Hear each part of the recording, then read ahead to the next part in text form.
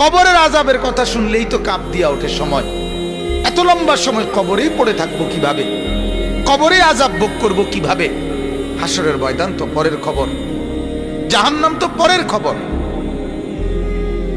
আহা, খামখেয়ালি আমরা মনে করি, অনেক মানুষ আছে মনে করে আর কি তা, নাহলে কিছুদিন ফিটবো আর কি। কিছুদিন বলতে আপনি কি বুঝাইছেন? কিছুদিন মানে কি 2 বছর? কিছুদিন মানে কি আপনি 14 বছর বুঝছেন? এটা কি বাংলা আরে রাষ্ট্রের আইন যে যাবজ্জীবন মানেও একটা নির্দিষ্ট সময়? এটা কি এই জেলখানা ভাবছেন আপনি?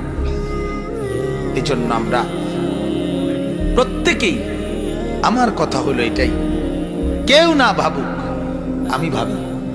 কি বলেন? একজনই ভাবি, আমি ভাবি আমার আখিরাত, আমার পরকাল।